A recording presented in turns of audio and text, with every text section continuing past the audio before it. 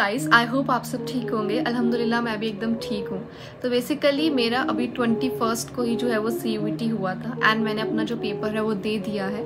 And मेरे 3 subjects का exam था, sociology, psychology and English, and दूसरे का मेरा अभी आगे जाकर है।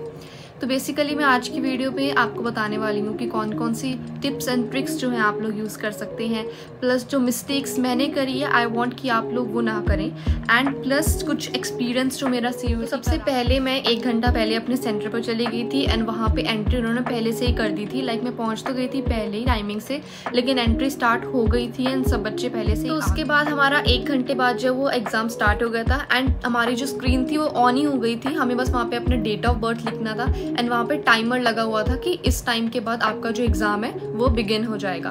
तो उसके बाद हमने एंटर करा एंड हमारा एग्ज़ाम जो है वो स्टार्ट हो गया। पहले इंस्ट्रक्शंस वगैरह आई थी and then we have to give our exam. तो मुझे लग रहा था कि मेरे पास चॉइस होगी कि मुझे कौन सा एग्ज़ाम पहले करना है, but there was no choice. हमें जो एग्ज़ाम आया था हमें वही पहले करना है। And my first exam was of sociology, then psychology and then overall 50 questions थे एंड आपके पास 60 मिनट्स से। And trust me when I say this, आपको उस दिन ना पता ही नहीं लगेगा कि 60 मिनट्स कितनी जल्दी निकल गए। बिकॉज आप जब देखोगे ना आप सोचोगे अभी तो ये 50 मिनट्स हुए थे, अब 40 हो गए, 20 हो गए, 15 हो गए, एंड जब लास्ट के 4 मिनट बचेंगे यू विल बी लाइक यार ये इतनी जल्दी टाइम कैसे बीत गया। बिकॉज आई एम श्योर आपको ऐसा लगेगा, बिकॉज मुझे बहुत ज़्यादा लग रहा था कि 1 घंटा इतनी जल्दी जल्दी कैसे बीत रहा है।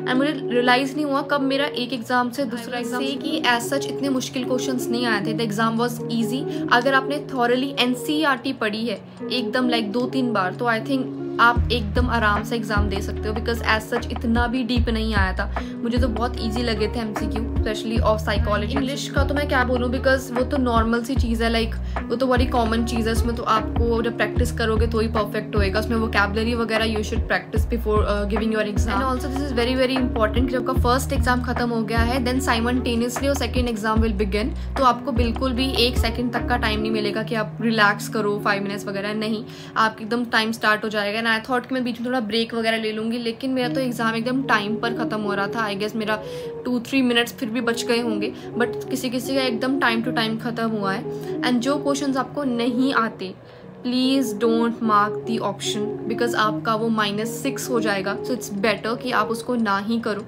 कोई रिस्क ना लो। सो अगर आप CUET एग्ज़ाम देने जा रही हैं तो इट्स बेटर कि आप ये टिप्स एंड ट्रिक्स जो है वो अपने दिमाग में एकदम रख लें। First of all just do NCERT before going to your exam. अगर आप 1 दिन पहले मॉक करने बैठोगे nothing is gonna work out. आपको जो है वो डायरेक्टली NCERT ही करनी है, रीडिंग कर लेनी है, उससे आपकी बहुत हेल्प हो जाएगी। देन सेकेंडली इसकी मॉक्स जो है वो आपको 3-4 दिन पहले करने हैं, प्लस 1 दिन पहले आपने क्या करना है, जो कि अब मॉक आपको मुश्किल लगता है कोई क्वेश्चन मॉक में, तो आपको उसको मार्क कर लेना है। 1 दिन पहले उसको रीड करना ताकि वो आप सेम मिस्टेक जो एग्जाम में रिपीट ना करो। उसके अलावा PYQ, see I be very very honest, मैंने सारे PYQs 2-3 बार करे थे, बिकॉज मैंने भी बाकी की एडवाइस ली थी and they said that you should do PYQ। But मुझे एग्जाम में सिर्फ 2 या 3 PYQ होंगे जो रिपीट हुए होंगे, otherwise it was totally. Last step which is very very important and very very necessary, कि आपको जो है वो एकदम रिलैक्स हो जाना है। इट्स जस्ट एन एग्ज़ाम, ठीक है, और एकदम नॉर्मल तरीके से करना है, रिलैक्स होके। क्योंकि आई बी वेरी वेरी ऑनेस्ट, अगर आप जो है वो एकदम मतलब घबराओगे या फिर सोचोगे कि यार पता नहीं कैसा पेपर आएगा, मेरे पास टाइम बचेगा कि नहीं, उससे आपका जो टाइम है वो और लेस होता जाएगा और आप अपने एक एक क्वेश्चन पे जो है वो कॉन्सेंट्रेट नहीं कर पाओगे। Because it is CBT based. जब आप नॉर्मल कागज़ पे करते हो ना तो तुम लिख के करते हो, पेन से मार्क के तुम you read the question, but अब ये CBT मोड है, तुमको थोड़ी दिक्कत हो सकती है रीड करने में। तो इसलिए इट्स बेटर कि तुम एकदम रिलैक्स करो। एक एक क्वेश्चन को when you are marking the option you should read it twice, ताकि तुम्हें जो पता लग जाए कि हाँ whatever I am marking is correct. And जिस क्वेश्चन में डाउट है you will get a rough sheet and you have to write the question number, ताकि तुम बाद में। All for today's video. I hope आपको जो है ये टिप्स वगैरह काम आई होगी, बिकॉज आई थिंक ये काफ़ी ज़्यादा बच्चे जिनका फर्स्ट पेपर भी नहीं हुआ है CUET का, तो आई थिंक उनके लिए काफ़ी ज़्यादा हेल्प करेगी। And see in the next video guys, and subscribe to my channel, and और ऐसे अपडेट्स के लिए जस्ट फॉलो मी।